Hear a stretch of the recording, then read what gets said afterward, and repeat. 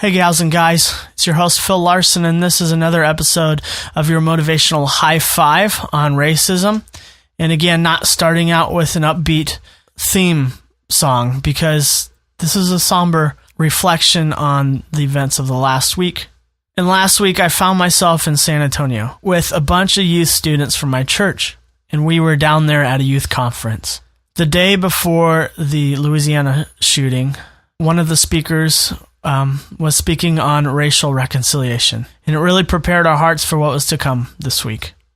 The next 2 days were filled with the news of the guy in Minnesota being shot, and it was really poignant for us because when we started our trip home that same day, a few of our students wanted to stop by Little Rock High School on the way home.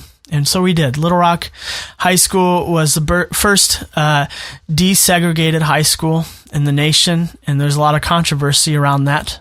We got there late, about 10:30 at night, and it was very somber. Lights were lighting up the high school. It's a very, very beautiful high school. We stood in a circle, we held hands, and we prayed. That next day, we had scheduled already when we started the trip to stop in Memphis at the Civil Rights Museum, where Martin Luther King Jr. was shot, and they built the Civil Rights Museum in the Lorraine Motel where he was shot. I remember going through the exhibit and watching a video on, one of the videos was on Bloody Sunday. And while watching this, next to me was this white male in his maybe mid-60s just sobbing. He was lamenting our past in a very a beautiful way. And I saw in his face this palpable question that I began asking is, why? Why did we do this? Why did we get to the point of misvaluing life?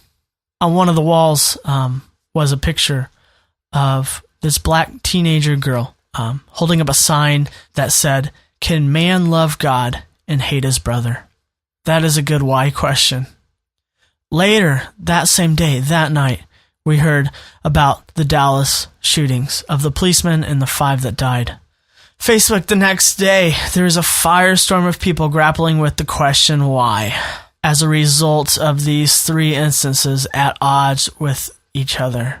And people were quick to make somewhat judgmental statements, saying this about such and such group or such and such race. To some, the question of why doesn't settle well, and I saw several overcorrections of the question why, with pseudo-facts about they and them. It's a similar kind of segregation to point fingers with this kind of ignorant certainty.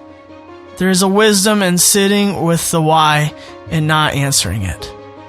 Mark Twain has a quote, and it goes like this: "It ain't what you don't know that gets you into trouble.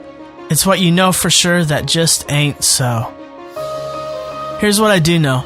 Racism in America goes back centuries. It's complicated, and we need to seek understanding. If something is bigger than my lifetime, then it's probably bigger than my understanding. But I want to know, and that's the best response to the why. And in order to do that, we need the perspectives of all races. And how do we do that? We listen. And in order to listen, we need to stop speaking. Friends, make a choice to better yourself today. And we do an exercise at the end of our episodes to help with that. We look at a reflection and we participate in something called neuroplasticity. When you see reflection, will you say this to yourself?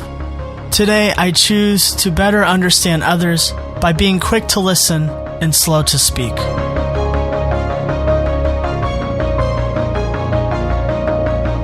The solution starts with all of us on an individual level, seeking to put our own selfish needs aside for the betterment of the entire whole of humanity. And what we find is we get what we need. But of course, as always, that starts with you.